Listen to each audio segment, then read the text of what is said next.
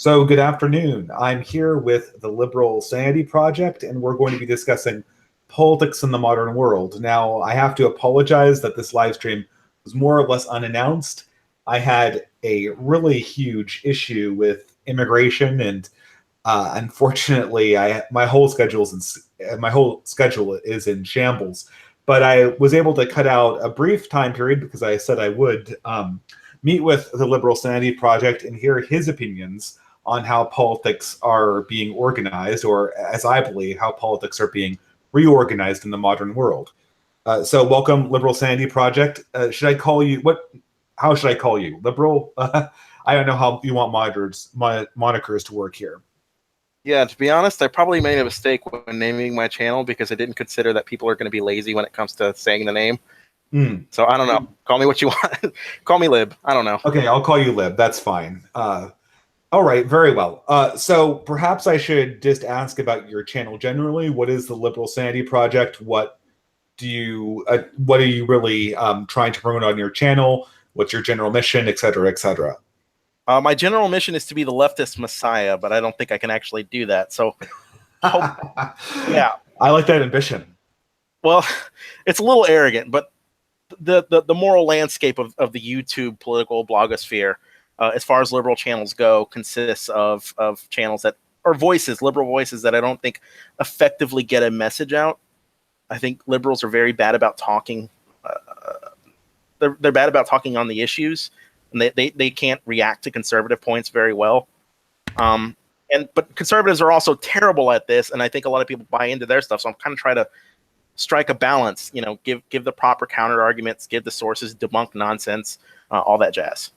Well, I mean, the question I have to ask you immediately, and one I probably wouldn't have had to ask you 10 years ago, is what do you mean by liberal and conservative? Because I think those words are changing very, very rapidly. Oh, they certainly are. I mean, you've got conservatives these days who are in favor of protectionist trade policies. That was not their position 10 year ago. So and there's liberals who are just stomping all over free speech. So my idea of liberal this is what we discussed earlier, but liberal as in a believer in Enlightenment values. Okay, so that's sort of liberal in the very classic sense, right? And I mean, well, I had to say it. What you're describing essentially is the part of both the left and the right that has been taking quite a nosedive in the last 5 years, to be exact, I would say. Well, that's fine. You can say that. Yeah, a little bit. Yeah, which is kind of why I tried to launch the Sanity Project. I don't know that I'm doing any better than anybody else. I hope I do. I'm trying not to get stuck in the minutia of culture war issues, which is where I think a lot of it fails these days. I'm trying to move on to what actual policy is. I think we'll get on to the culture war, but are you familiar with Sargon of Akkad and his liberalist project? Yes, I laugh at it. Really, why? It's satire central. Because Isn't it sort of the same thing, though? I mean, he's sort of all into the Enlightenment values as well, right?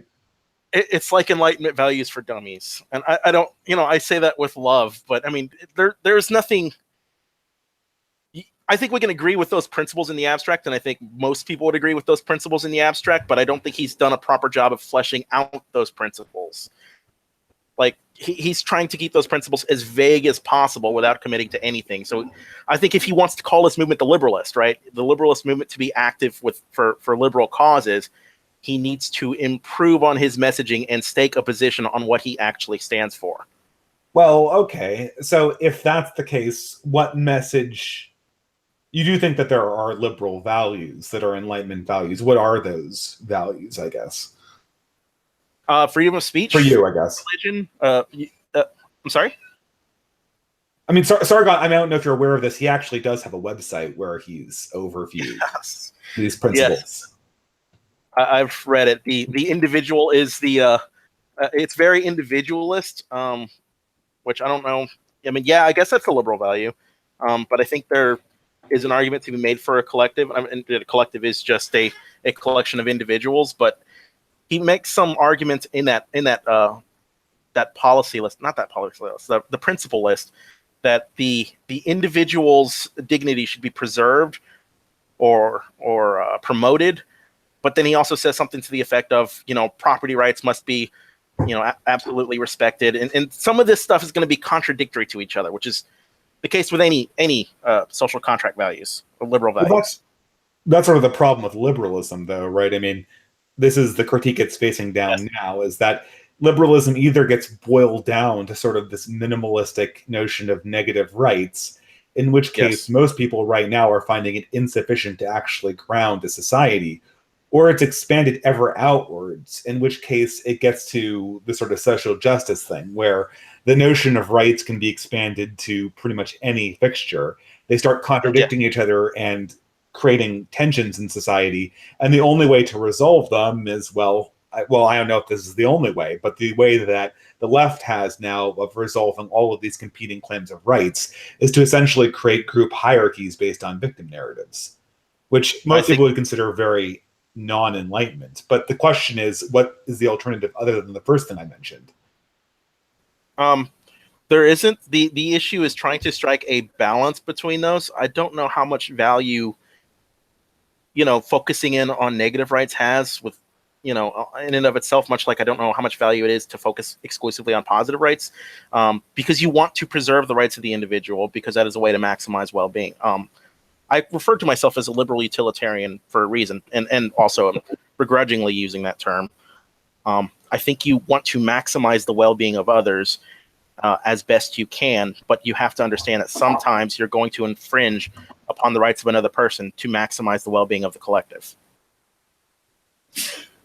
Okay, but this is sort of the thing, right? Because I think people in the abstract would agree that the needs of society kind of take priority, but it matters a lot who gets sacrificed and who is the person sitting there tallying up the measurement. But this is we're sort of getting into the big problem with this system, right?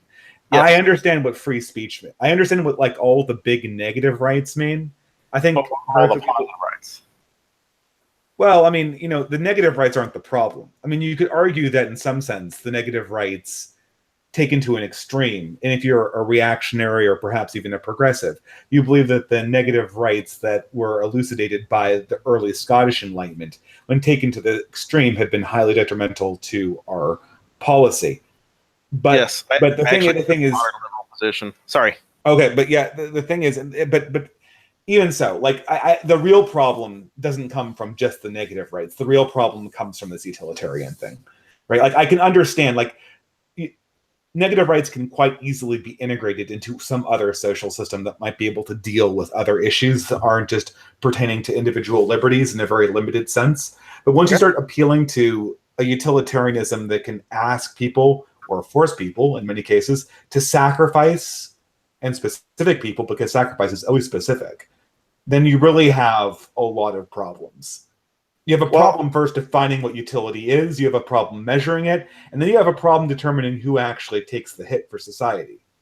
Yes, but I would say utilitarianism is just the metric by which you solve any of these other problems. You do it through critical discourse. Yeah, but the difficulty is that we don't actually use utilitarianism to solve these. We use principles generally. The Supreme Court does not have some kind of computer they consult that calculates utility units, and neither does Congress. People use heuristic rules of thumb. That's practically how they do it. This is true, which is why critical discourse is important, because your heuristics are not the same as my heuristics. Well, there lies the rub, doesn't it? Presumably, even if, like I said, there are metaphysical problems. I see people in the chat talking about the metaphysical problem. There are metaphysical problems with utilitarianism.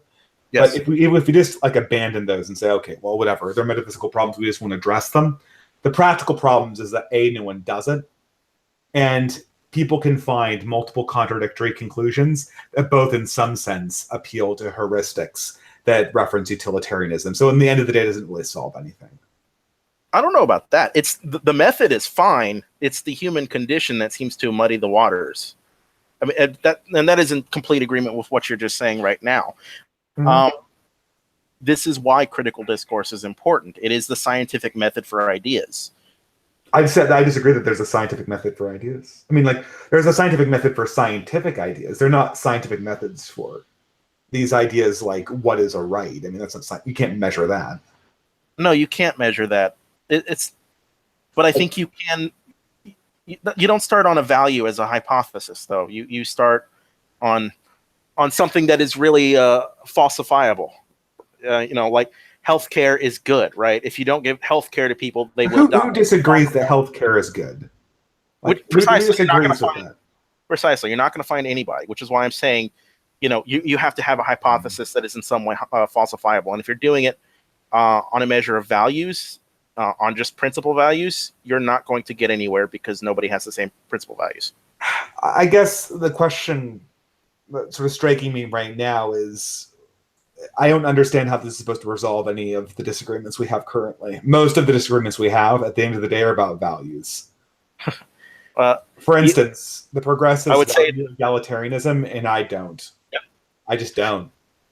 Right, I value equal dignity. I don't value equality in any other sense other than the Christian concept of equal dignity. This is why the concept of utilitarianism makes me shudder as a label. I understand it.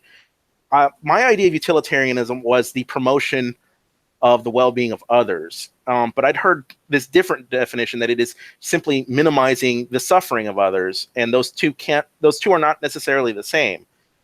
Well, so I understand. Yes, they have certain there are disadvantages that apply to both of those definitions. Yes. There are problems that beset both of the ways you go. Well, part of utilitarianism is utility, right? You got to figure out which one works for which situation. No, but you can't ask you can't measure the utility of your standard for utility. We're sort of getting into the problems of utilitarianism, right? Yes. Which is that you cannot. There's one thing you cannot determine with utilitarianism, and that's the standard that you use to measure utility. Yes. Because then what standard do you use to measure that standard? And then what standard do you use to measure that is infinite regress, right? It's a fair criticism. But that's literally what we're encountering right now. Well, if you were to put someone like me and ContraPoints in a room, it would come down to the fact that I do not value egalitarianism in the strong sense, and he absolutely does. Weren't you and ContraPoints in a room? We were talking about the sexual revolution. Yes, I remember that. I take your point. Like I said, the issue I don't think is necessarily with the method. The method can be flawed, but if there is a better method, this is what makes utilitarianism so great, is it can just be dismissed wholesale if something better is applied. Well, okay, I feel like this is incredibly recursive. You're saying that utilitarianism is held to utilitarian standard, but that's a recursive definition and is not in itself coherent. Okay. You can't say the thing about utilitarianism is that we can discard it using utilitarianism. Well, then you're not being utilitarian, right? Or it's not necessarily the idea; it's just the method. I think critical discourse or the Socratic method, right? It's that. Okay, utilitarianism. Okay, that's better. I think we're somewhere solid now.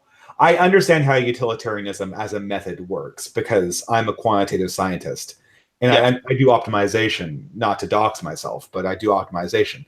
And with a defined utility, you can use optimization to get you an answer for a certain problem as long as it's well posed.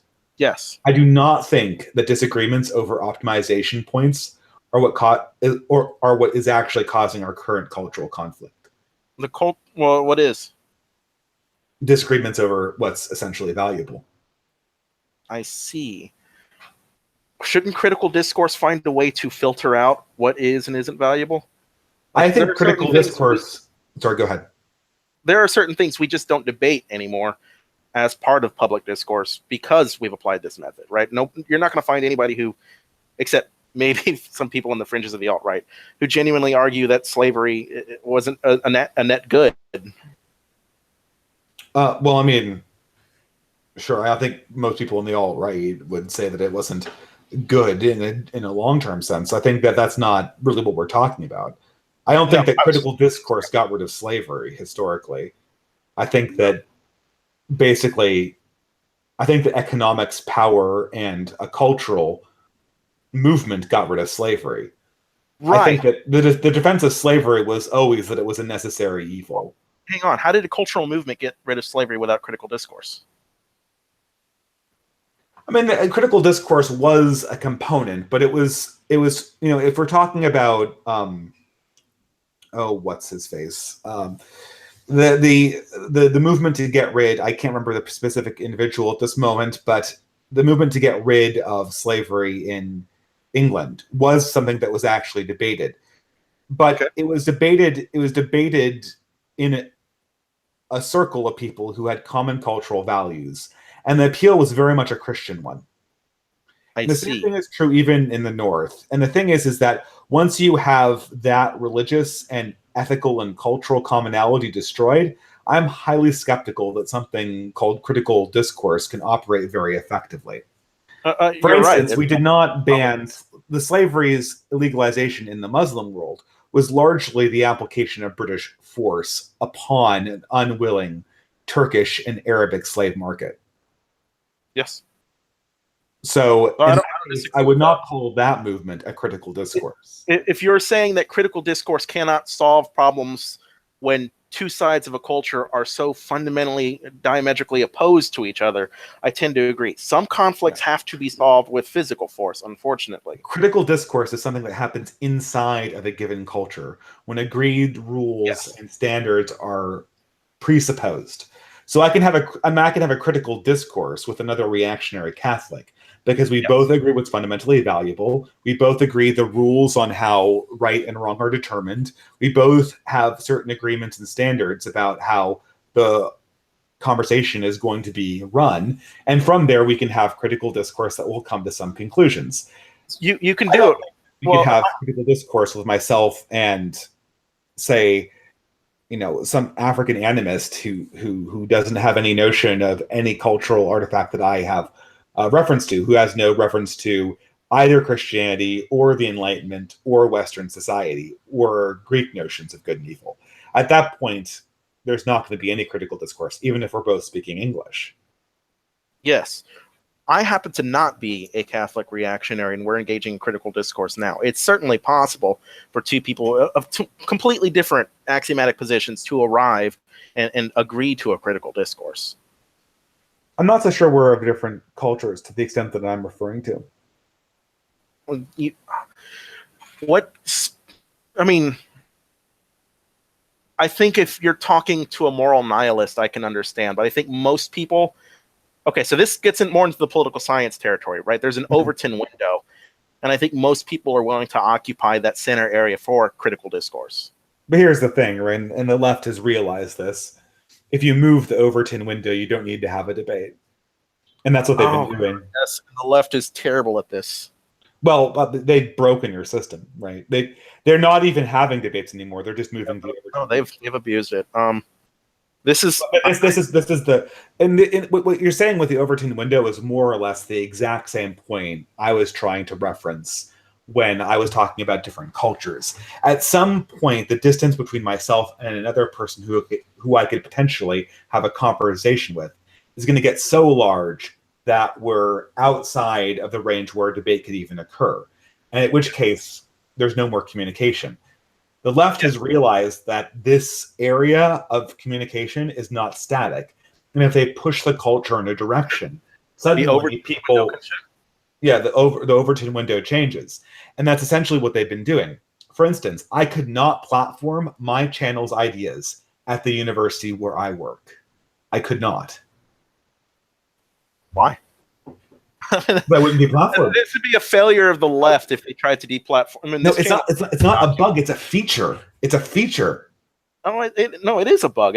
Obviously, the system of critical discourse is meant for challenging ideas, right? No, but it's meant for keeping certain ideas out too. I think it's meant for rejecting ideas that are rejected through the critical discourse. I don't know that it's wholesale denying the ideas, right? There's an epistemology that you have to use for certain ideas, right? No society ever suffered from being too rational. So when you're given an idea, you try to disprove it, right? It has to be falsifiable, and you have to Some poke holes in it, and that's some how you. societies have died from being too rational on the wrong principle. But given this, their line of Olympus says his name was William Wilberforce. Indeed, that's correct. Yes. The evangelical anti-slavery advocate that I was trying to recollect was William Wilberforce, and a good example of how critical discourse operates inside of culture. By the way, guys, if you have a question, and I'm probably not going to see it unless it's either on at Distributist or a super chat. So just throwing it out there. But anyway, yes, I mean, I would say for this university thing, I mean, they want to keep ideas like mine off. And certain ideas, societies don't have to confront every single idea at all times. Some things are just never considered. For Sure. instance, we don't consider the idea that it might just be good to get rid of humans. No, you have to ask why, right? Well, okay, but like if we had a debate, this is the thing. I said this too with King Crocodix videos too. I mean, like there are certain things that society right now could take steps to destroy itself very easily, and it doesn't ask certain questions in a serious sense because they're excluded from the Overton window. If those questions were included in the Overton window, if the right ones were, society would kill itself. It would be like a person going like, I ask myself a number of questions every day, right? Like, for instance, I ask what kind of breakfast I want to eat every day, right? And sometimes I do something crazy because I'm in a weird mood, right? What's not like on the range of questions I ask myself is if I want to shoot my brains out. If that were a question that I asked myself every day, I had to prove to myself that I shouldn't shoot myself. Right. I would not live a year because there would be one day that I would mess up and then I'd be dead. So and the society is the same way. It has to keep ideas that kill it out of the Overton window. I understand what you're saying. Yes. I think this is the importance of the rationality aspect of the Overton window, right? You have to approach the ideas rationally. You have to apply the method to basically ensure that society doesn't cave in on itself. And this sounds a little bit similar to something I think, well, not a little bit. This is something Sam Harris more or less said. I'm sorry. This is something Sam Harris more or less said, that basically you need the epistemologies for approach. Disregard that. I can't remember exactly. This is the over. I don't know. I think that even if you imagine some perfectly applied logic, I mean, first of all, there's just the application of logic and reasonability, which isn't always perfectly executed. And then the other question is the premises, right? Because you said societies have never been overly logical, but some of them actually arguably have, right? Yes. Like, and what they do is they take a principle that is supposed to be applied in a certain way and supposed to be applied in a certain context, and then they build on that principle until it's ridiculous and it doesn't work anymore. And it feels logical every step of the way until they die. And so a good sort of model for this, I don't know if we want to use something from the ancient world or from the contemporary world, but a good example might be there was at Molinas, there was a small city-state, right? And it thought that Greeks have these rules about how what's right and what's wrong, and the Athenians are very rational. And what we'll do is we'll resist them and say that we don't need to do what they say as a vassal city-state, as a small city-state, and they'll have to respect the law of rationality and good. And I'm being totally rational, so we'll do that and we'll appeal to them. And the Athenians are rational, and we won't have to worry about this. But what happened? Well, the Athenians just moved in and crushed them. And they said they listed a very they listed when they were burning down the small city state. They said the strong do what they can, and the weak suffer as they must. Meaning that I think this is the thing, and the Athenians were well known as being great philosophers. The problem is that the leaders of that city-state mistook a principle of rationality and coherence that was really only supposed to be applied inside the society to a principle that could bind an adversary that actually had an army. And those things aren't the same. So many, if you're talking about logic in the ultimate sense, and in my opinion, the sense that we're using it right now, logic has absolutely damned many civilizations. And some, sure. Sometimes, I hate to say it, might does make right. Sometimes an appeal to rationality is just not going to get you anywhere if the other people are hell-bent on destroying you.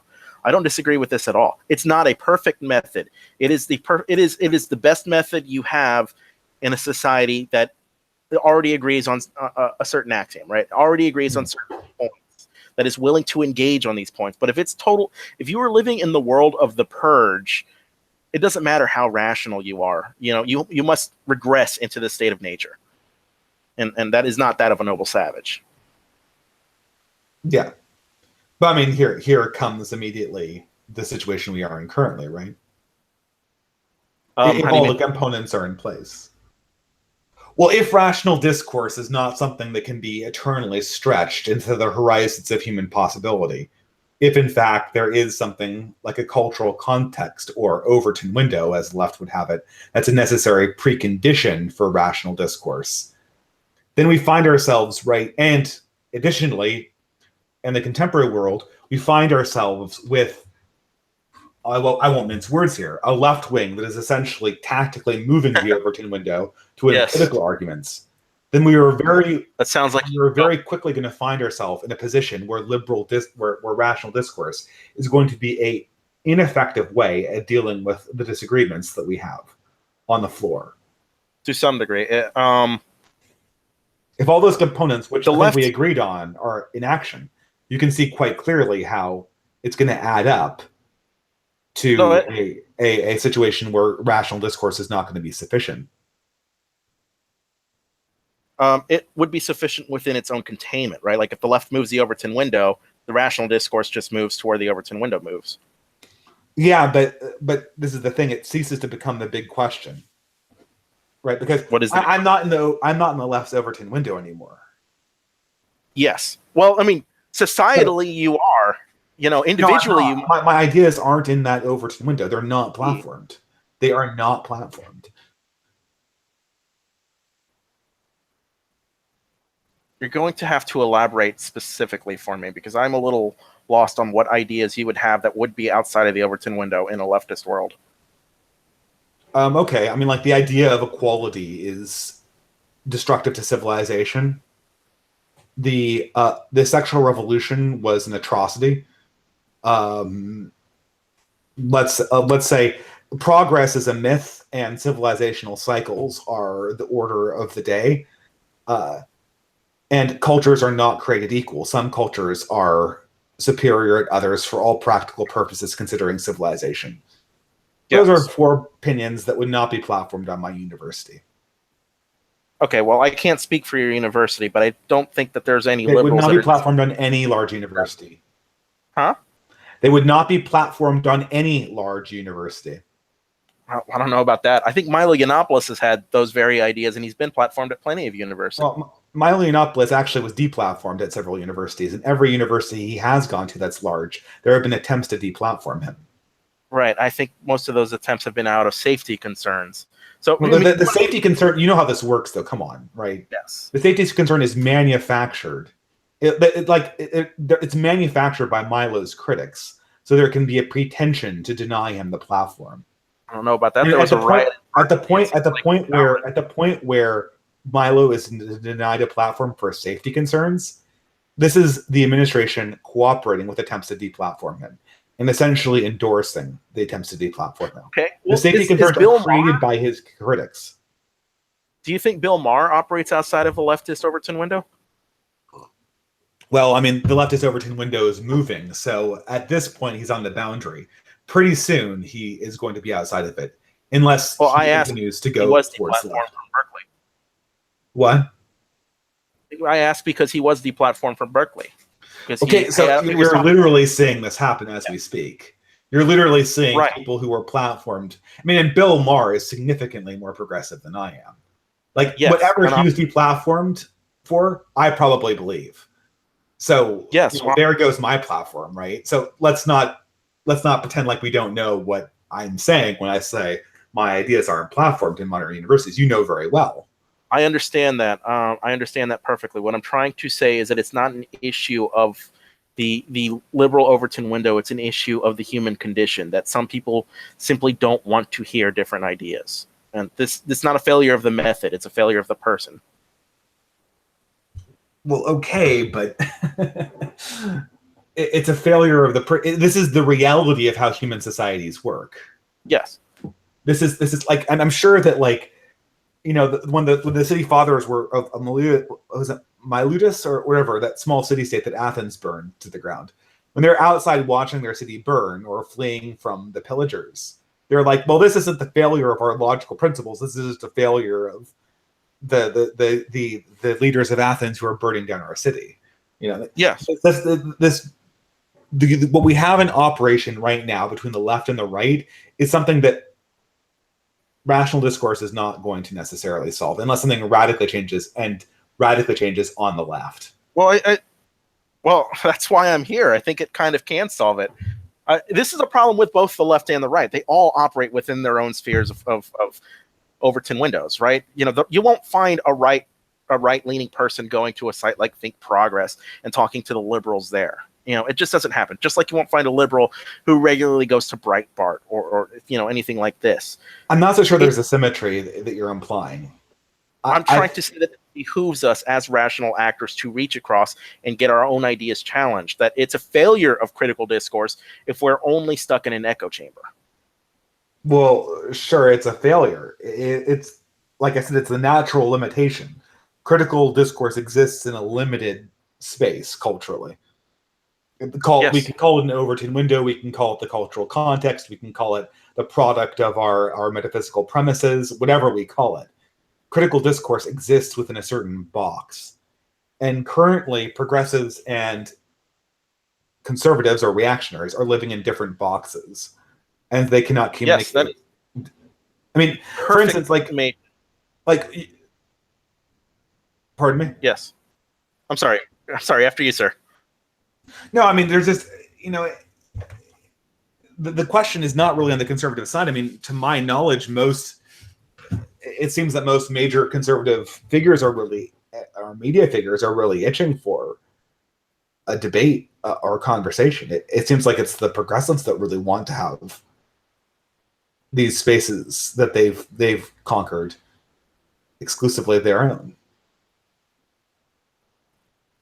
Yeah.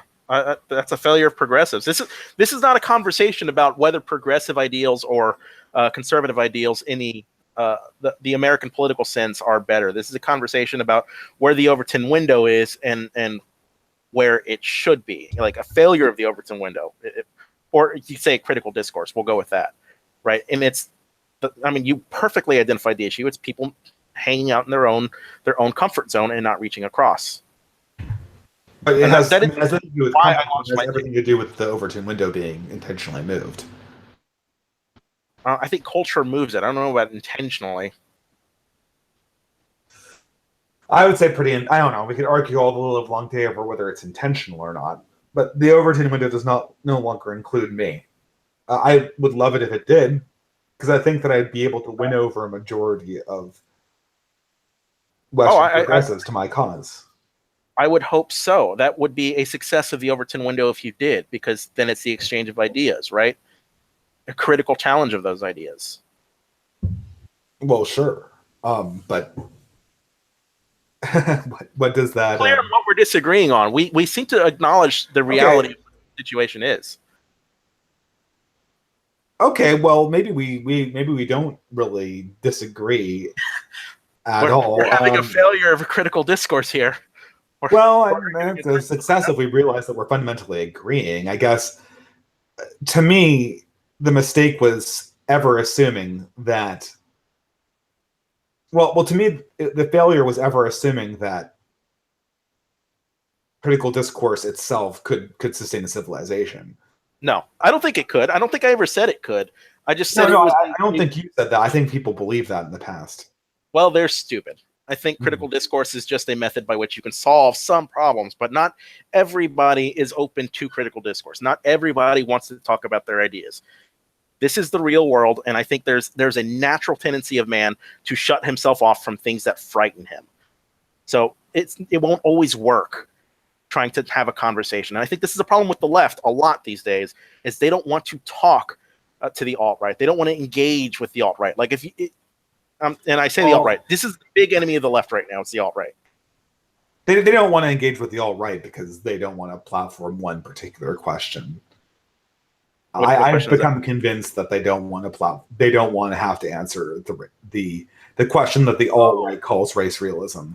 Yes, there are races and they are real, and there is a difference. And I mean, if that's true, then I mean, I don't know. I'm agnostic. That is true for some liberals. That's true for a lot of them. But there's also been some liberal pushback, if you will, liberals with balls willing to engage on these ideas. David Pakman is one such liberal. Destiny is one such liberal. I disagree that Destiny is actually engaged on this idea. He's done nothing but platform the alt-right on his channel. I mean, I don't think he's engaged with the question that's before that I just alluded to 5 minutes ago.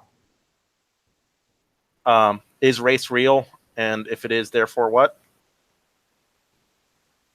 Well, okay. Sorry, I don't want to really get into this, but I mean, we don't have to. If the stronger points of what that theory is true, well, I mean, it is in some sense, because you're saying that Destiny engages with this, and in my opinion, I'm not saying he can't, but I haven't seen him.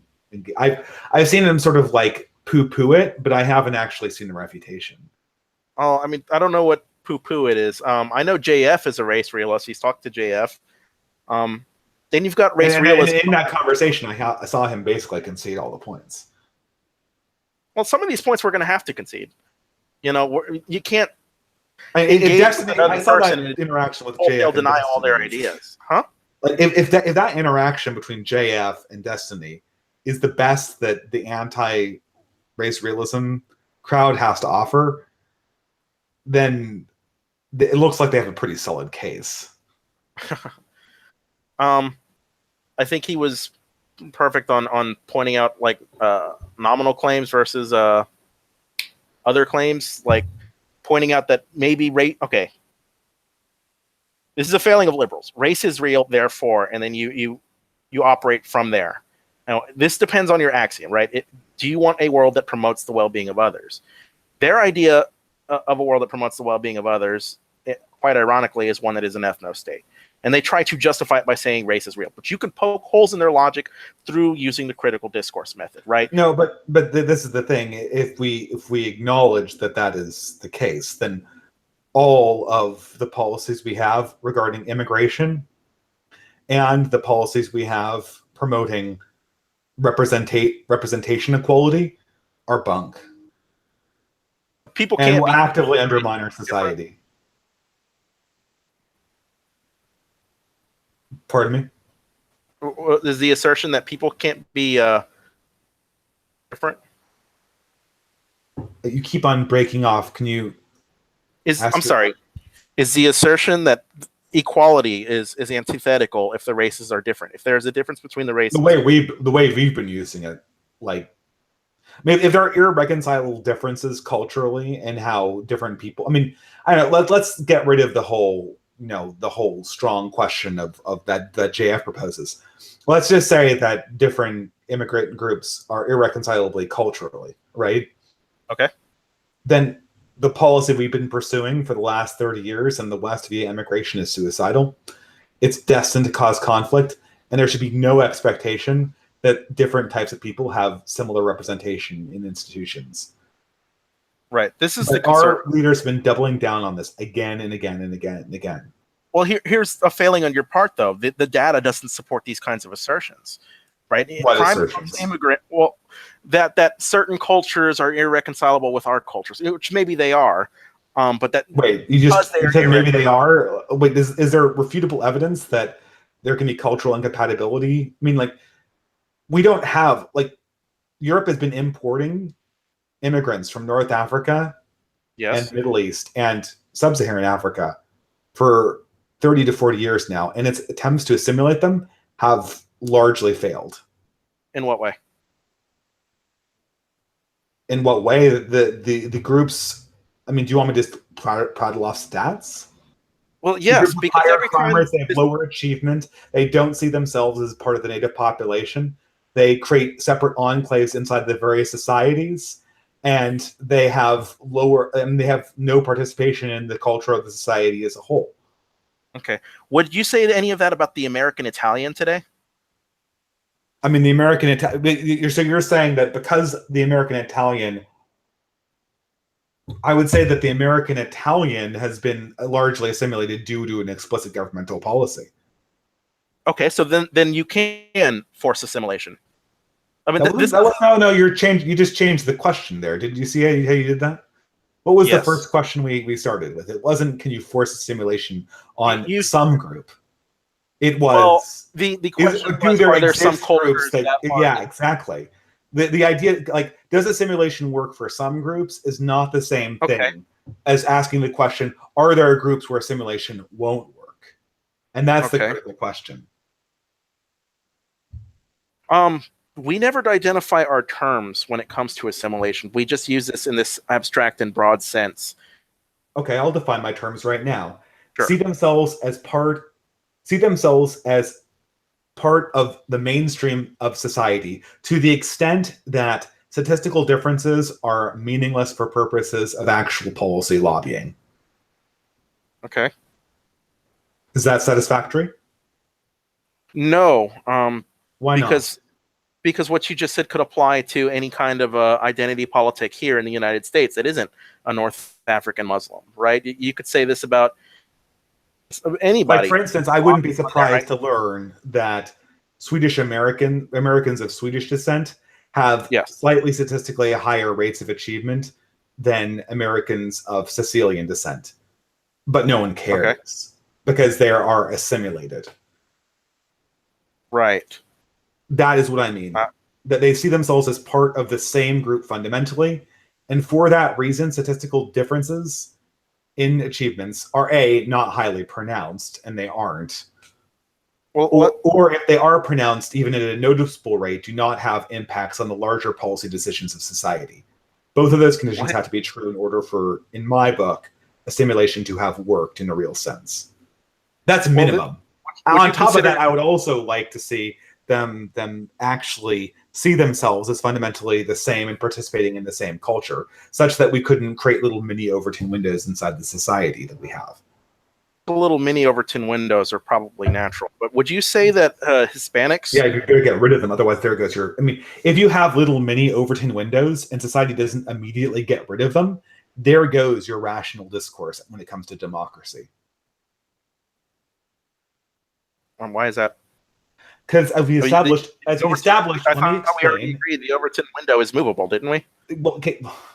Yes. Okay. So the conditional statement I said is if you have many Overton windows arise in your society, you better move them together so that they're overlapping. If you don't, there goes rational discourse. Okay. You see how that works? If there's little many Overton windows and they don't overlap, then those groups cannot communicate rationally when it comes to discerning things, which means that you do not have a basis for democracy anymore. Because democracy at minimum requires democracy is like the ultimate Overton window. It's a referendum for everybody. Okay, so you're saying, how does democracy work if you have two groups that have totally separated Overton windows? The group with the majority wins. Politics. No, that will just be one. That will just be one. So the debate will occur solely inside the Overton window of the group that has the majority. They will then impose their will at 51% on the group that loses. Take whatever power they want, and the group that loses will have no understanding of why what's being done to them is being done, because the dialogue will just not intersect with their own values. They will therefore become increasingly alienated, and they'll form into an identity politics group. Identity politics is the natural consequence of having little Overton windows created by culture persisting inside a larger society once assimilation has failed. Okay, I'm not sure I take your point here. It seems like if we agreed that rational debate only exists inside an Overton window. Yes, and if you have many Overton windows, rational debate exists only within those minis. Exactly. If a democracy is in effect and the majority imposes their will on the minority, what you're saying is that the minority Okay, I'll give you We'll an simply move. example. I'll give you an example. Okay, so let's say you are part of a 20%, and this is happening to a lot of secular Turks. You're a part of a secular minority inside of a rapidly Islamizing society like Turkey or Iran. Okay. That's like 60% radical Muslim, and you're like some kind of maybe secular Christian or secular Jew. Yes. And so you have a debate over whether we should cut people's hands off. And you're like, well, look at all the statistics. Hand cutting off does not actually have any utility. We use this utility measurement to show that it's not very effective. And then they said, well, we had a debate. We consulted the Quran. The Quran's the ultimate good. And we determined that it's Quranic, therefore our utility measurement's higher, therefore we win. But we have 60%, so guess what? That law is going on. And so we just passed a law. You have no ability to understand exactly how that law intersects with your own values, other than the majority had a debate inside a rational Overton window that I don't participate in, and now they're imposing it on me. That's what you see. And that's why that does not feel like democracy when it occurs. No, I don't disagree. I've said before, democracy is usable against itself. I don't necessarily disagree with what you're saying. I thought you did disagree with that. That's why I gave this example. Okay, I think we're talking past each other then, or misunderstanding each other. So you do agree that if there are separate Overton windows, democracy does not work in that situation the way we classically think of it working, or the way the founding fathers classically thought of it working. Sure, I think I can agree with that. Okay. So if you've got a bunch of people inside, this is why that was my definition of assimilation. I said it better assimilate those groups, otherwise your rational democracy is going to go the way of the dinosaurs. Do you see how that point logically follows from the first one? Yes, I do. Okay. So the second thing is now you see that if unassimilatable groups exist in society, and we have an immigration policy that expands that number, that will destroy the concept of democracy as governed by a rational discourse, as directly following syllogistically from the previous two premises. Okay. Okay. So you acknowledge. So the question now presents itself, not whether some groups can be assimilated, not whether there exists somewhere some group that we can assimilate, but whether there are groups that we can't assimilate. And if there are groups that we can't assimilate, have we in fact imported them to our society? And if we have imported them into our society, should we continue to, or what can we do about it? Well, you take the utilitarian position, don't you? You determine what is ultimately best, not necessarily for the body politic, but for humanity at whole, right? How does that answer the question, though? I mean, like, I'm sorry. I put a very specific question, and I feel like we digress towards utilitarianism. Utilitarian or not, what do you do about that situation? Do you see why it's so important whether the groups that are imported can be assimilated in a strong sense? Yes, I agree. There exist groups that can be assimilated. I agree that it's important. Okay. So what I'm proposing is that I'm seeing evidence that there exist some groups that cannot be assimilated. Okay. Okay, I don't know. It could be some combination of we don't have the political will to assimilate them, or we can't do it with our present means. But whatever is happening, they're not assimilating. And this is going to create huge, huge problems for a society as we've conceptualized it right now. Okay. I don't disagree with this. Okay. Great. But now you see where this criticism becomes deadly to the liberal project, right? We've just arrived at how it's become deadly to the original project. It behooves us to be rational actors in these situations. But it begs the question, though, is what do you do with these people, though? I mean, because some of these you're going to have to deal with these cultures in some way or another. It's a global world at this point. That's right. So you got to figure out something that you can invest. We have a government. We have a quasi system of rules in place for governing nations, such that the interaction via debate has to be minimized. For instance, if people decide they want to cut off people's hands in Saudi Arabia, I don't have to care about it because it's not my government. All I care about is that Saudi Arabia doesn't invade some country that has my values or something close to my values. We've established an international rule system about engagement and Right. how countries behave according to each other that takes into account those concerns. But I can't be Right. part But what of do we a do with political global scale? system where or I can be a vassal of a political system where people who want Sharia law are the majority. But I can't be a participant in a political system where people who want Sharia law and think Sharia discourse should govern things are a majority. Right. Well, then I would say it's important to promote the freedom of movements, one of those liberal values. No, freedom of movement will ruin it. Don't you see how this ruins it? What's going to happen? If you want to run from a system that you dislike, why wouldn't you just move? Move to where? The people who are going to move are going to be moving to. People are going to move to societies that are more wealthy. Oh, no. Well, sure, Okay, yeah. follow me on another exploratory thought experiment. Right now in society, Okay. what we have is the big problem is the majority of the population growth is coming from radically different societies than where the majority of the actual wealth is being produced. You talking about the Great Displacement? I don't know what is the Great Displacement. Oh, the whites are being outbred by the. Is this some alt-right thing? I'm not alt-right. Yeah, I know you're not alt-right. But I'm wondering if you're. I'll make my point, and then you can decide what you want to call it or me or whatever. Okay. I think it's a reality that the majority of children are coming from countries and cultures that are very different from the places where most wealth is being produced. Okay. There is a huge pressure to migrate an enormous number of individuals from those countries into the countries of the political north. If freedom of movement is engaged, that migration will happen.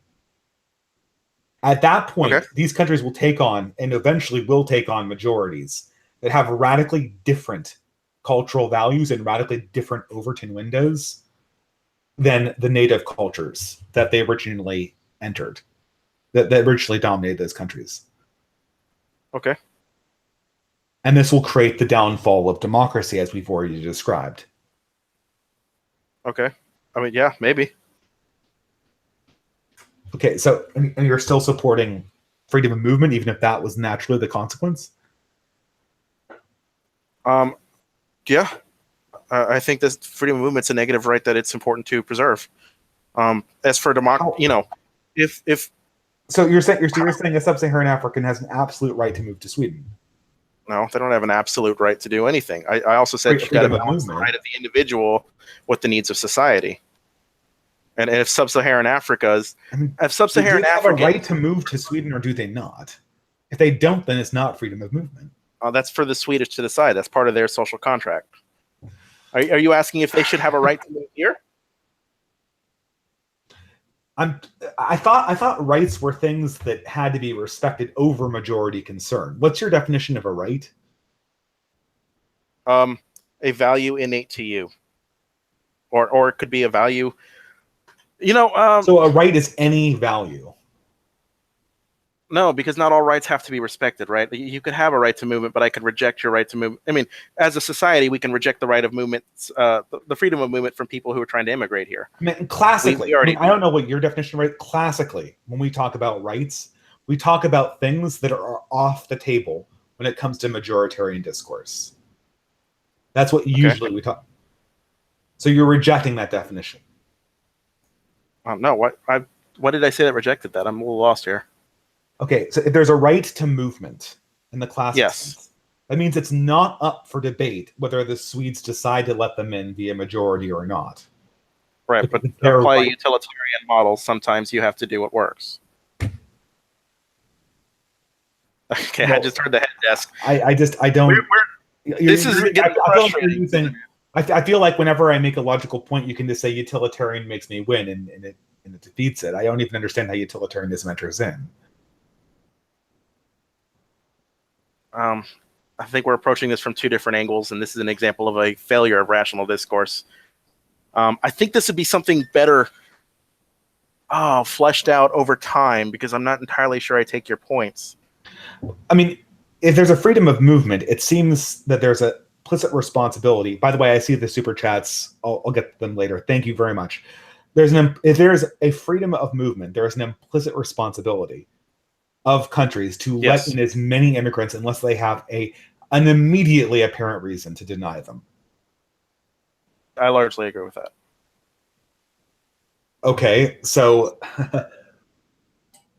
this is going to result in an enormous number of people from the Middle East and sub-Saharan African and other Northern European countries.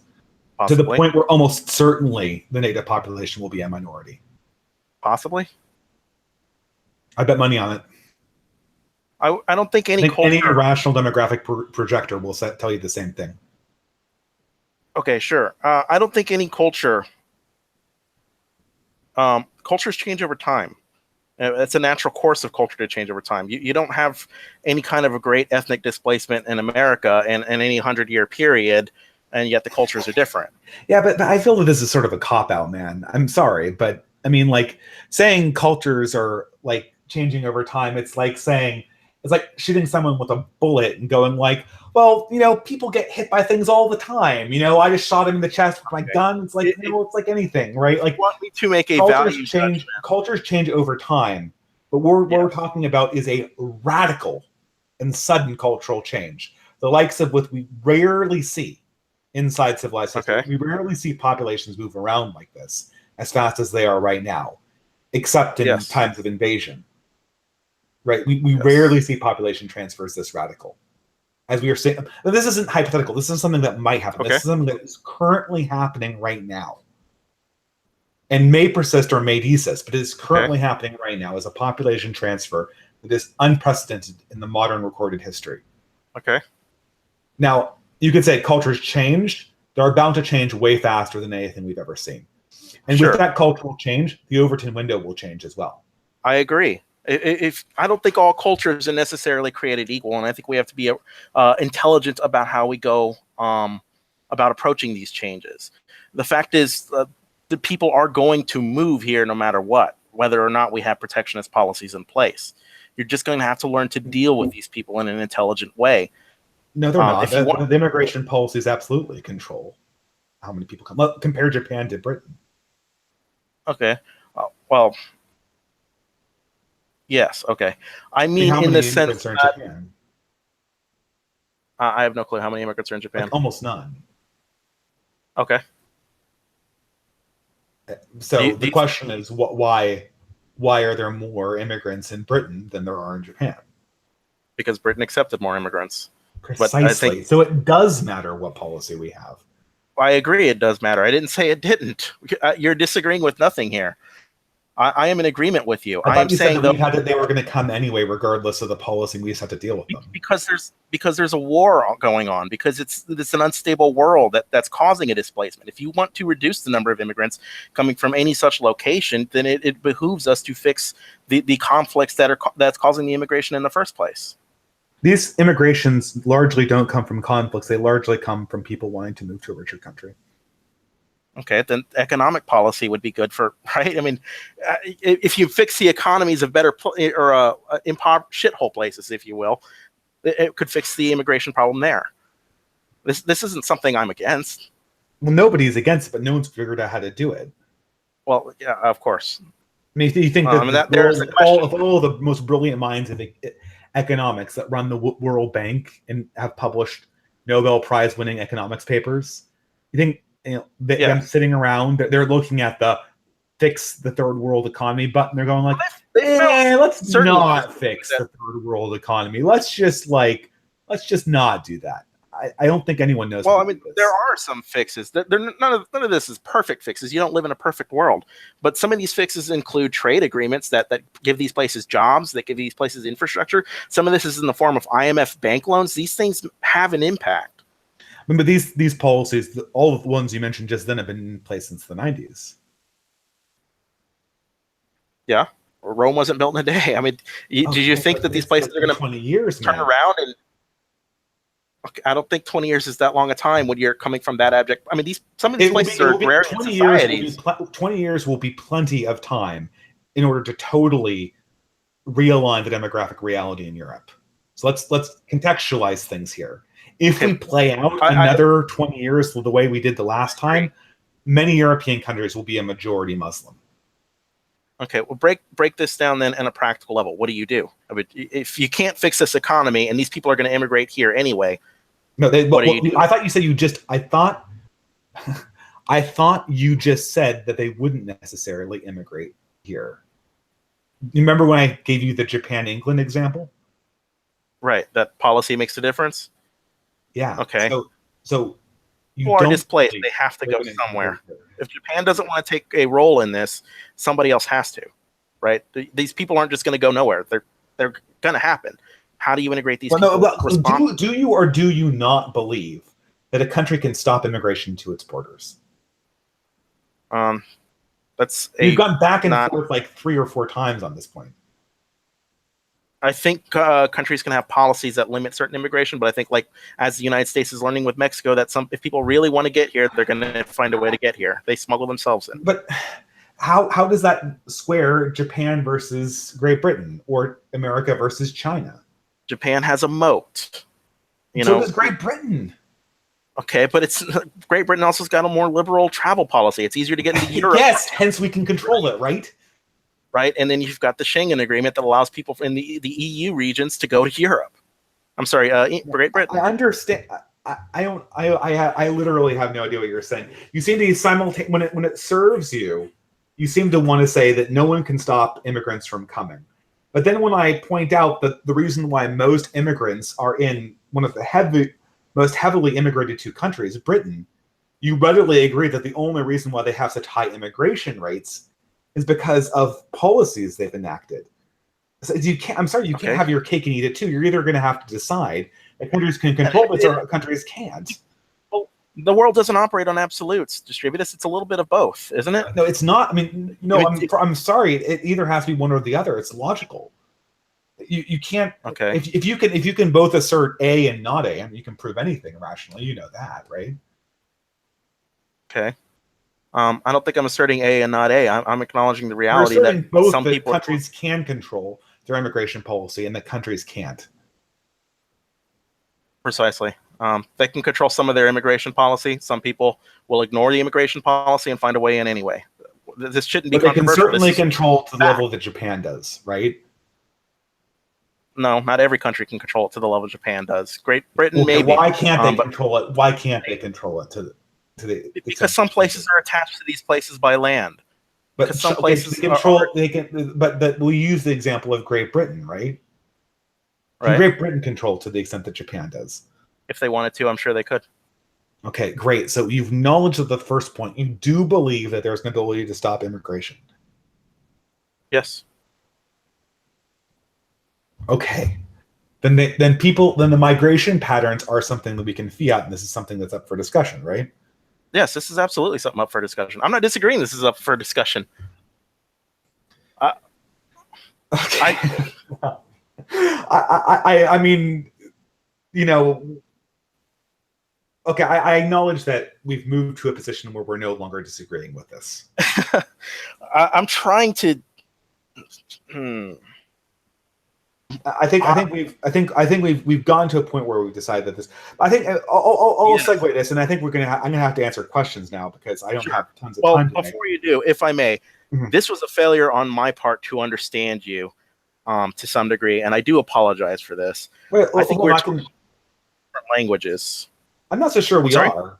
I'm not so sure we are. You understand that I believe that cultural context in the modern world is more important than rational discourse because cultural context or the Overton window is necessary precondition for rational discourse. Yes. Right? And you also understand that I believe that some cultures are perhaps, if not impossible to assimilate, so difficult to assimilate that we do not currently have the mechanisms to assimilate them. Yes. If current immigration policies continue, therefore, logically, our ability to use rational discourse to break down political disagreements is predictably going to diminish precipitously.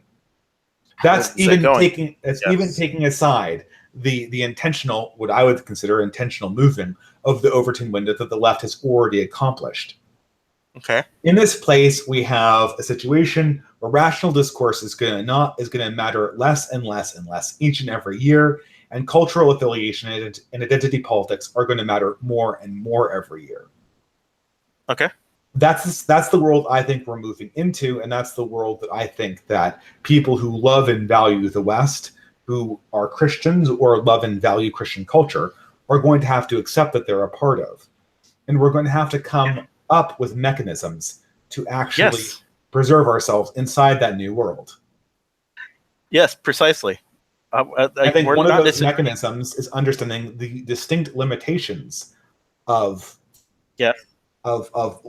Enlightenment values and continuing from there. Yes, I don't disagree with this at all. Okay, well, maybe there isn't a disagreement. I don't know why this is so hard. Every word you just said, I agree with. Well, I'm not so sure. We had plenty of factual disagreements a few minutes ago. We do. I think I'm trying to break this down into a more nuanced way, and I think that's a failure on my part. What nuance do you think that I'm leaving out here? Well, you want an absolute on a complicated issue, as if there's really only two elements to an equation. Either you can stop immigration or you can't. Well, that's just not the case. We can stop immigration to the extent that countries that stop immigration stop immigration. Yes, I agree with this. That means we can stop 99.9% of the immigration coming into countries like Europe. I don't know that I'd quantify it like that, but yes, I agree. Okay, well, that's all we need, because from that we can essentially get to my position. Yes, the position that's necessarily the case. But you see, it's not like a big mystery of where this has gone, right? It's not a great mystery of where these issues have gone. We know why liberalism is slowly failing. Okay. And all we're doing is sort of mulling over the consequences. I think liberalism's failing on this issue. I don't know that liberalism is failing on a whole. I think societies have a tendency to want to be more liberal. Well, where's evidence of that? I don't see. I mean, this is something we went over in a message that relative to X and Y point, society is more like liberal in the sense that it is for progress against conservative in the sense that it's an appeal to tradition. I have to read the super chat, then we'll get to questions. So LM says, this all boils down to nihilistic materialism being the main driving force of a person's political ideology. Okay. I sort of agree with that. That's sort of. No, that's 100% to me. Well, to respond to your previous point, I agree with that, by the way. Thank you for the super chat. Thank you for the super chat, LM. And I'm always happy to get super chats because, I can use the money. The thing is, though, I don't understand what is left. What use is liberalism to me when my ideas aren't platformed at institutions that I work and pay for, where I can't communicate with people I can't communicate culturally with people who are voting on the fate of my country. And when my children perhaps will be even more dispossessed minorities inside their own country. Yes. I mean, why would I care about liberalism if indeed you are a ethnic or religious minority inside a culture that is fundamentally separated from your own? Well, you liberalism is a useless concept to you. You're right. It is. Liberals. So why should I care if this is my fate? Because you want an equality of ideas as well, and I don't mean like every idea is necessarily equal, but I mean every idea is equally entertained. No, but it's not. It's not the case right now. Now, I wish it weren't. Well, okay, but what's the path back to restoring order? A sanity project, sir.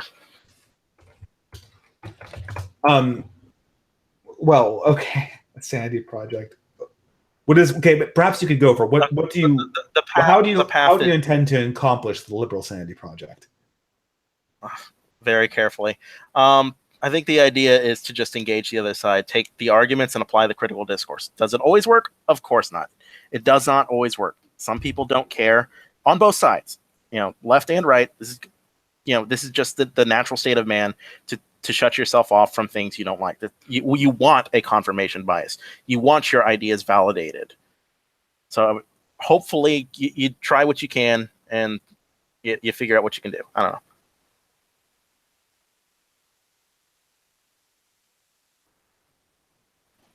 Hello? Did I just disconnect? No, pardon. I had my mute on. Pardon me. So, Son of Tiamat gave me a super chat saying, "Please have me on soon." I will, Son of Tiamat. Oh man, I've already dropped the ball on having our conversation. I feel really guilty now. Here are some shekels. Thank you so much. Great. I really need to have Son of Tiamat on. God, it just. Yeah. Okay. I'm just gonna put this on my calendar. But I'll set that up after this conversation. Okay, so let's go over some questions.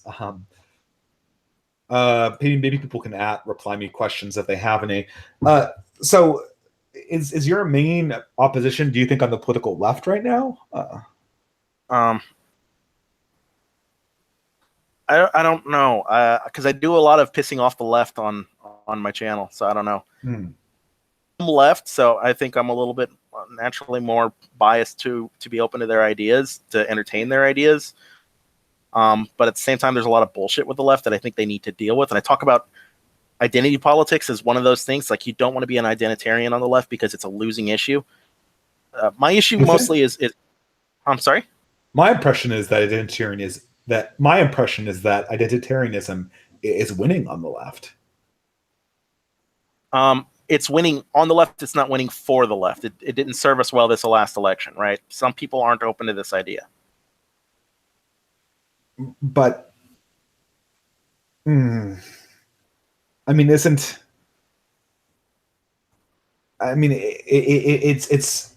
if the left if the demographics of the left groups increase in their share of the population, then it will start winning eventually. Hopefully, but I don't think it's valuable. Let me put it this way. I think it was valuable. Identitarian is valuable in its own right, like 30 years ago for any certain issue, 40 years ago, like civil rights or think women's suffrage. But today, I don't know how valuable it is because the issue isn't necessarily state power. The issue isn't necessarily with states. It's more of a societal or cultural issue. And from politics, it's closely related, but there's no way we're going to wield the power of the state to do anything more than what we've already done. Well, I mean, we don't have any more money left, so, right? I mean, a lot of these goals that the left talks about, we can't afford, so they're never going to happen. Without a massive increase in what? Oh yeah, they're bad on economic messages too. This is something I was critical of Bernie Sanders about during the 2016 campaign. Is that, and this is something I would hope you're critical of Trump about, is that he tends to sell economic populism in a way that's non-tenable. Oh yeah, I mean, Trump bullshits about this all the time. I mean, I'm not a Trump supporter, so you're probably talking to the wrong. That'll lose you fans these days. So Weeb Abu asks, how can you assert something like values as a moral good without the authority of some sort of godlike premise? I'm sorry? How can I assert that values exist without a God? I'm reading a question from the chat, the live chat. He asks, how can you assert something is a right value without having as a in, concept where do like our rights come from without God? Yeah, kind of. I think some rights arise from a state of nature. I think some rights arise from a state of society. I mean, this is sort of getting to the heart of the metaphysical objection of utilitarianism. I think it's an interesting thing, but I don't know if it's really pertinent to this conversation. I mean, I could go on a metaphysical tirade against utilitarianism for a while, but it's not. I don't think it's really the question in front of us right now. I think the bigger problem is just figuring out how we can make the society work, because I don't think it's working for a lot of people.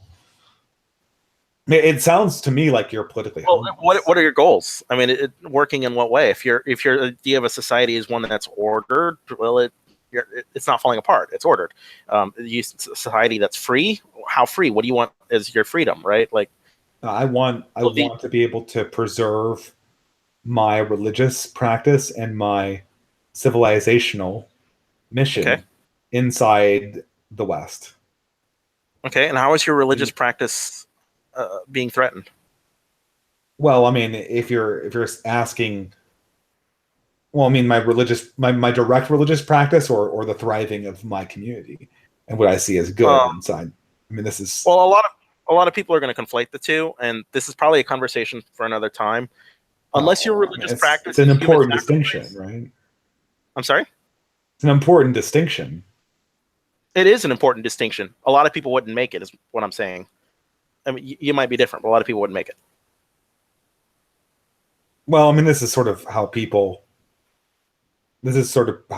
get around this, right? I mean, classically, the idea was that, I mean, I'll give you an example. I mean, we're going to start launching into a lot of policies that implicitly put taxes on working families and give the proceeds to, or make things more convenient for people who work inside large cities, don't have families, or are part of groups that we have previous obligations to. Okay. And that's something that I'm sort of economically trying to avoid. Yes. And that is something that the Democratic Party is very committed to, in my opinion. The Republican Party might be committed to it as well, but it's a concern that I have. The next, well, and then there's like a run of religious liberty issues that we could talk about that are probably a little less pertinent. But the long-term survival of the society that I value, or the emergence of a society that I would call my own, is a main priority for myself. I mean, I'll give you. There's this again, Weeb Abu.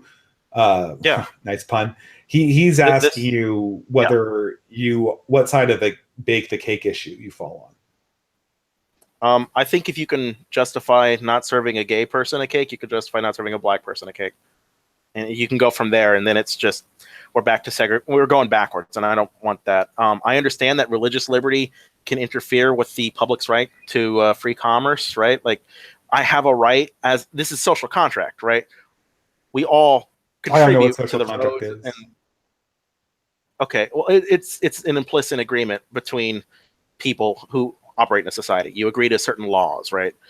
Well, part of the social contract can't just justify anything, though. I never agreed to anything. I mean, I feel social contract is just what people say after they enact a law that people don't like. Social contract. What? This is what I tell libertarians who invoke this same argument: is it doesn't matter if you agreed, whether you agreed or not, it's there. So you're already born in it, and you're born in it with a debt. That just sounds like positivism to me. Maybe. I mean, it's not entirely fair. I mean, I can see that, but this is why I want to preserve the freedom of movement, because if you don't like your social contract, if you want out of your contract, you should be free to engage in contract with another society. Well, that's not coherent, because, I mean, that's not a realistic desire. That's just sort of a LARPy thing. That, I mean, no one's going to move to another society. Yeah. Like, right. And nobody's going to leave society either. You're already in a social contract. You might not have signed anything, but you do participate in society. So there's no information you're communicating. You're just saying the will of the law is the social contract. Therefore, no, you must obey because social contract. I mean, like I said, you could just say that with anything, right? Any law, like slavery. Guess what, guys? Social contract. Sorry, you didn't sign it, but that's the law. So social contract, can't do anything about it. I mean, come on. The contract is just a contract. It's not a judgment of values. No, but I'm trying to. The contract you're referring to isn't actually a contract. A contract is an agreement that's in writing, that is agreed to by actual people. The social contract that you're referring to isn't in writing, isn't agreed to, and doesn't actually involve individual decisions. So the three things that apply to actual contracts don't apply to this thing that we're calling the social contract. Well, it does. There's an agreement not to commit a certain crime, right? You mean you're not any law? So basically, any law is calling a certain action a crime, right? Yes. Right. And, So yeah. the law that says that slaves cannot leave the plantation is saying that that Yes. crime is. So therefore, binding slaves to their plantation is part of the social contract, since society has agreed. Yes. Okay, so now that Yes. I don't. slavery could be part of the social contract, I've just demonstrated how you could say social contract says X to anything, even things you radically disagree with. Yes. I agreed with it. I said I wasn't gonna rationalize it like that and explain further why the bakery has to bake the cake. You kind of ran off there. The social Well, contract is not a judgment of values. You can have a social contract apparently, a that is social contract can be set out for anything that currently exists to justify itself. I'm not. It's not about justifying itself. Let me explain it to you. Right. When it comes to baking the cake, this is what I was going to argue. With respect to the social contract, the society that nurtures this business pays for the roads, pays for the police, does all these things that promote the business and preserve the business and protect the business. So the business has an obligation to abide by society's rules. Yeah, that's the rule of law. Yes, that is But what the that social rule of contract law is. does not tell us whether a law is just or not. No, it doesn't. So it doesn't answer any question whatsoever. Well, I think using services and giving nothing back is unjust, right? There's just to who? If Okay, but it's just the it's society, disobeying but rule of law keeps the cake and binds the business to the state. It also binds the slave to the plantation. All the rule of law does is respect whatever has been litigated. I I think agree. it's important, but it doesn't answer any particular question. I mean, No, it doesn't. I'm not trying to answer it strictly by saying social contract. Like I said, I'm trying to justify it using the the social contract. difficulty is, though, I'm afraid to answer your question by my own. I mean, the difficulty with this is that the way you described the situation wasn't actually quite accurate. The bakeries in question were deciding not to serve gay people. They were deciding not to serve gay people for a particular Yeah. occasion. And the question is, once, and Okay. particularly to make cakes that communicated a celebration of a certain kind of occasion. And once you move, I mean, first of all, I'm not even so sure discrimination law is in its inception totally coherent with our idea of private ownership.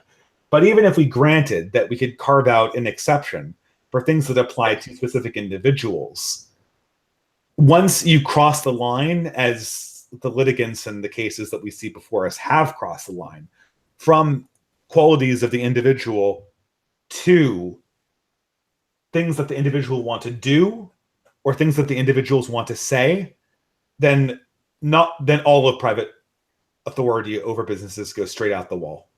I could go to an artist and say, I want you to paint me a pro-Trump picture for my pro-Trump celebration ceremony. And if the Yes. painter said no, then you could be like, well, he's discriminating against Trump supporters. And isn't it just a short distance from discrimination against Trump voters to discriminating against black people? Right. See, immediately doing that kind of thing becomes an identity group. And then you compare that identity group to black people, and therefore it becomes equivalent to Jim Crow. Right. But if you follow that line, then say goodbye to all private ownership of business whatsoever. I agree. I think I mentioned before we started. There's a natural need to that societies need to balance the rights of the individual with the rights of the collective.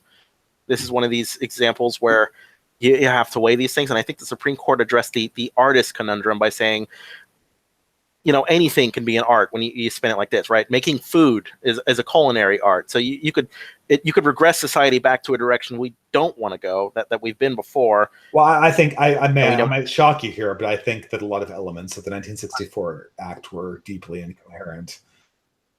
Yeah.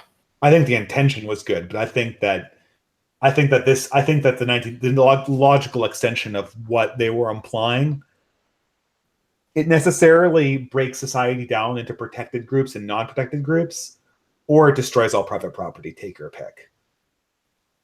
But Yes. there's no coherent way to come up with a stopping point outside of those two options. My preference is to rethink what we said in 1964 and put it on better standing.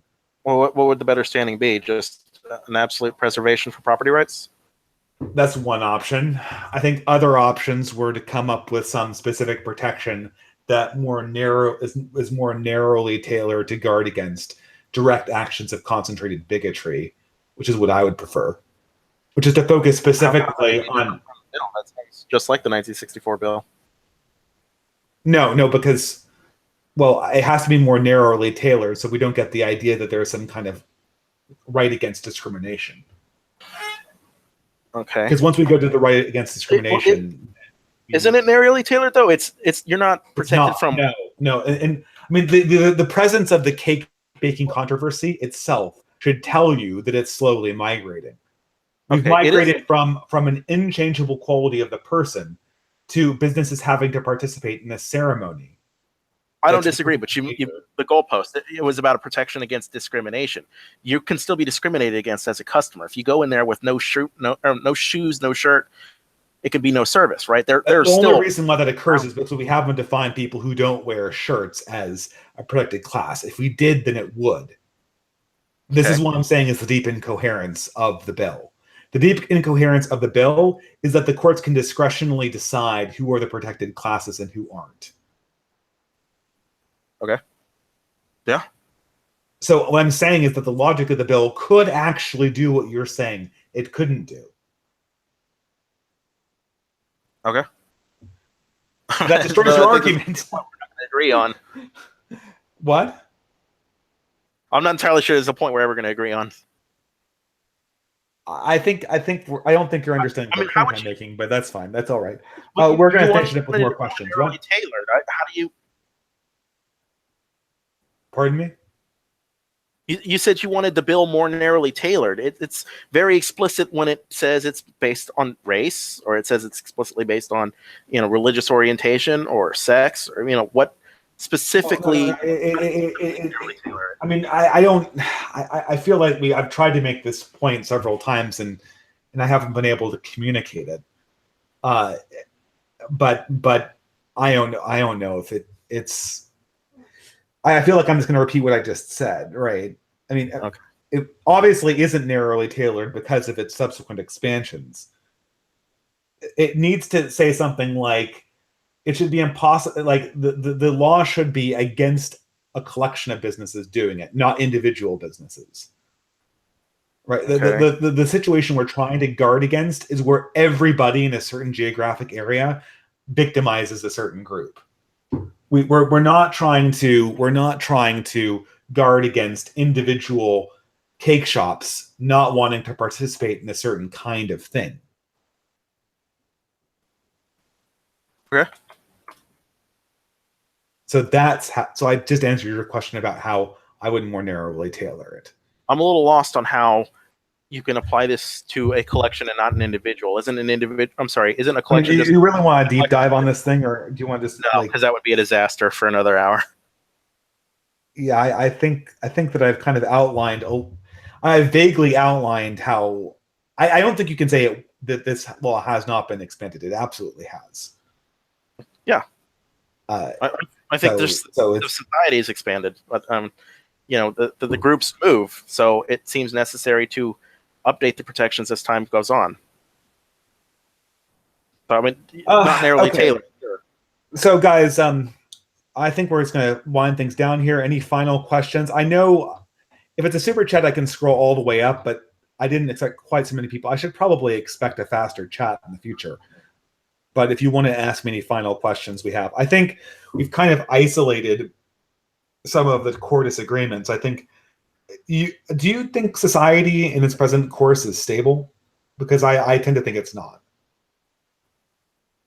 I actually do think it is, which is shocking because Trump's president, and I see this as just like this monster who threatens every institution we know and love. But I have faith that people will ultimately do the right thing and that the institutions are ultimately resilient. So, people are calling me daddy distributist. That's interesting.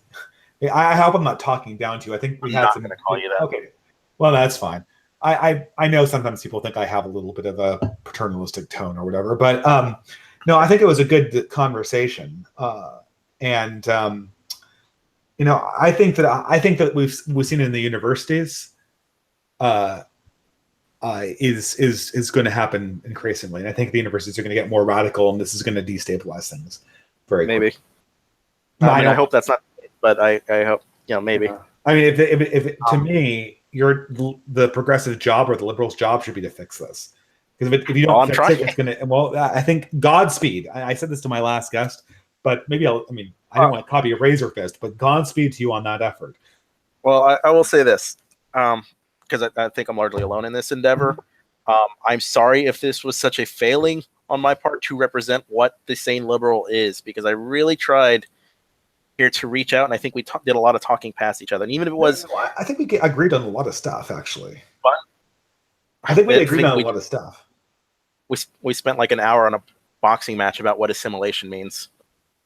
Well, I mean, that's a critical issue. I think that's an important thing to discuss. Well, I think the core values and principles, I think, we're largely in agreement on. I think we, even to some degree, we agree on what the issues are. We're just not in agreement on how you resolve those issues, and that's the importance of discourse. And it's frustrating. It's a hard process. It doesn't always work. Well, I mean, the problem is that the person who has the real levers on this, the only people who have the real levers on this are the progressives, are the progressives as they exist in the university, and they're not here. So we're just having this conversation on what we hope they do. Yeah. But I have a super chat, and maybe I'll make this the final question for the conversation. I think this is an excellent one. I'm going to slightly rephrase this. The original question by LM for $2 is, what does being an American citizen mean? But I think that I'm going to rephrase this so we can both expand on it as our final question, unless there's more super chats. Should citizenship have meaning beyond just this person gets benefits from the government? Yes, it should. It should. So what does it mean to you? A civic duty. I think you're a part of this body politic and you have an obligation to it. And I think the minimum that you should be asked to do, the bare minimum that you should be asked to do to contribute to this political discourse, is to vote. Can a society ever do something to make it so you do not have this duty? I don't vote, by the way. So if society were in absolute agreement on every issue, there'd be no need for voting. Well, no. I mean, can society disenfranchise you to the extent where you do not have a reciprocal duty to it? Yeah, I think if it becomes tyrannical. What conditions pertain to that? I think an oppressive infringement upon your negative rights are probably like the most important thing. I think you got to accept some infringement to some degree, but I think when you start looking like North Korea, your duty to the body politic fades. Okay, so this duty is totally conditional on the state exerting something. Absolutely. We're sort of like restating the Enlightenment model to a certain degree, right? Yes. I've obviously been very critical of this, right? I mean, yes, it's to my. I think that this is a mistake. It's a mistake in understanding how societies actually operate, and it's superimposing a concept for how we wish a society operated.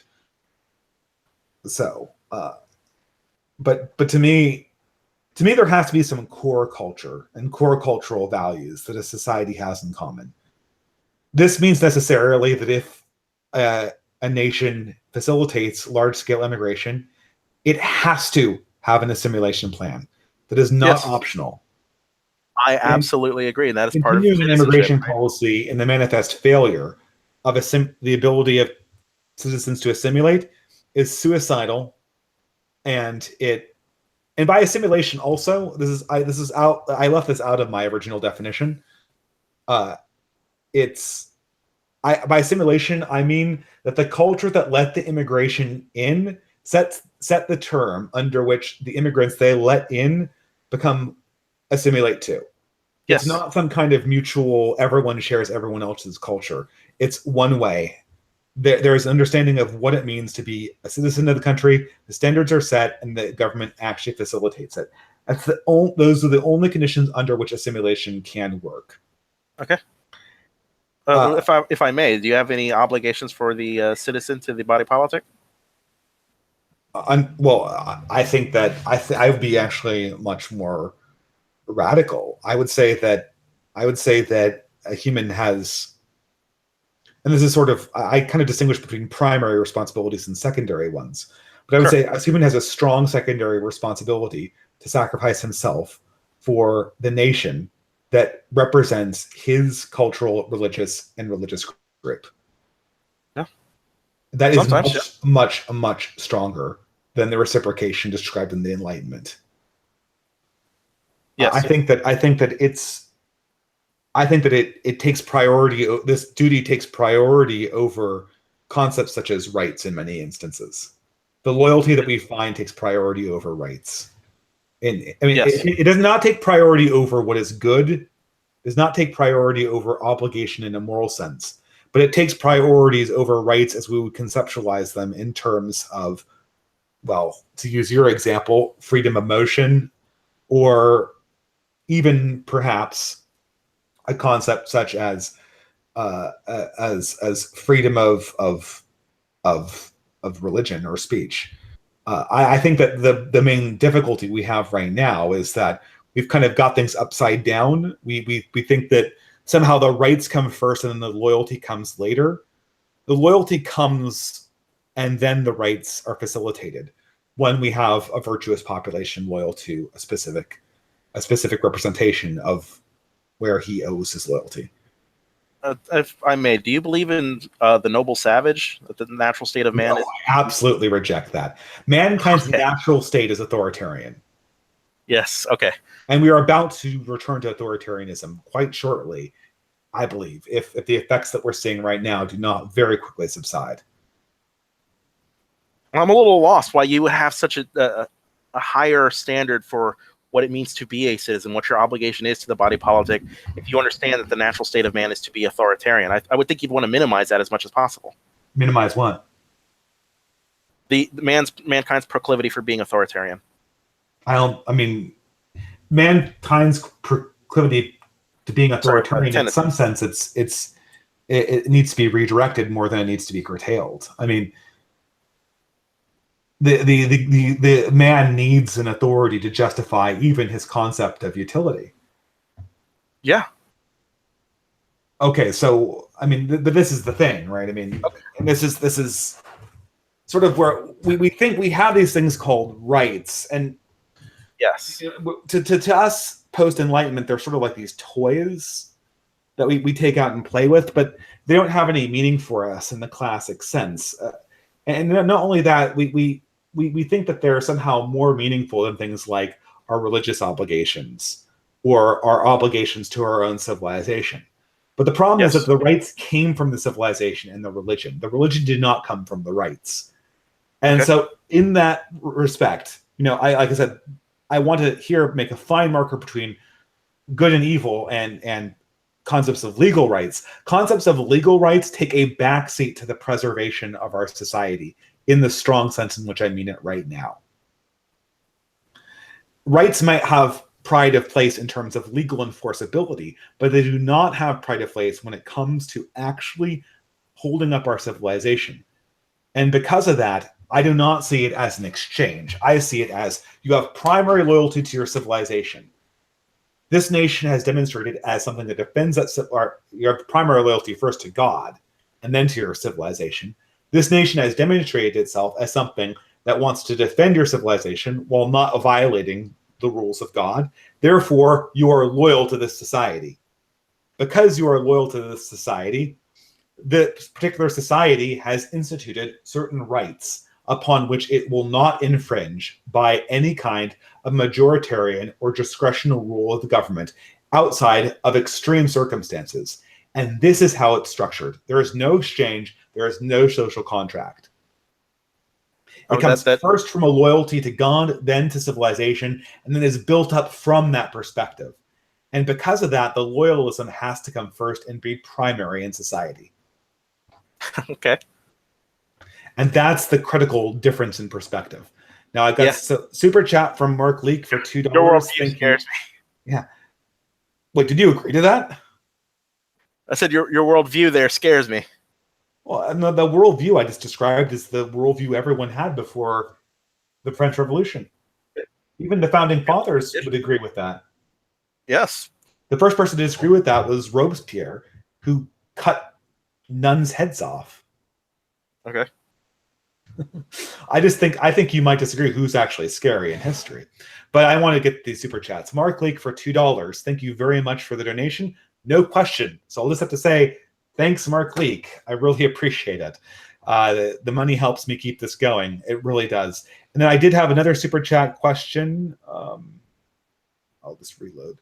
Okay, where does duty even come from? Why is it just from LM? Well, I just answered that question.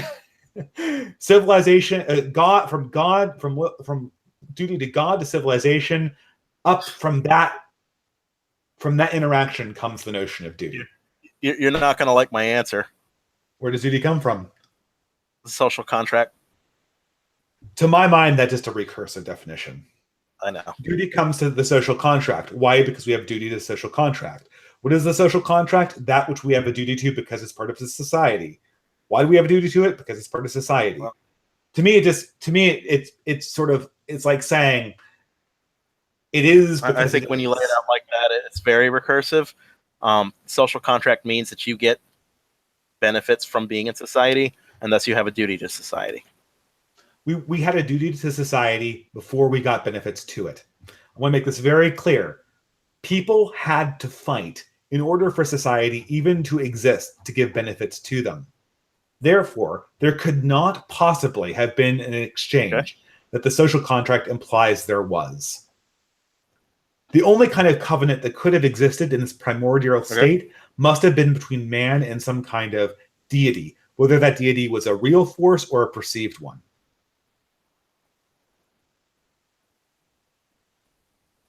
Okay, anyway, this position we're just never going to agree on, so it's like, I don't know. Well, I'm going to make this the final. I really appreciate the super chats, but I'm going to have to make this the final question because I have to go back to work.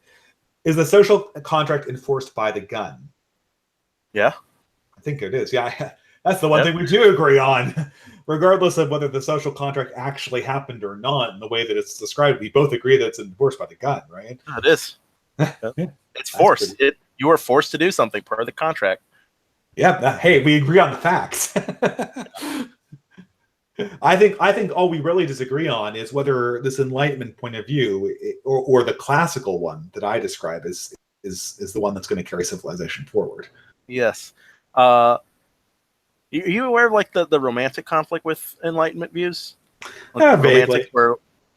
I'm aware of the romantic conflict with sort of the classical Enlightenment more in artistic terms than I am in philosophical terms. Well, philosophically, it's a little bit of an appeal to tradition in some ways. Well, I mean, like, what philosopher was a romantic philosopher, if I may ask? Tell you, don't study him. I'm simply aware of the conflict. Well, this is, I guess, why I would say that I'm not familiar with this conflict. I can tell you what really this one. We basically romanticism behind. Well, I don't know. Anyway, guys, I think I want to thank Liberal Sanity Project very much for coming on, and I will everyone subscribe to his channel, which is in the low bar. Liberal Sanity Project. I have to go, so this will be our final goodbye. Yes, sir. Thank you, everyone, for coming on and asking questions. I apologize if I didn't get to your question, and thank you very much for the people who super chatted. Have a wonderful evening.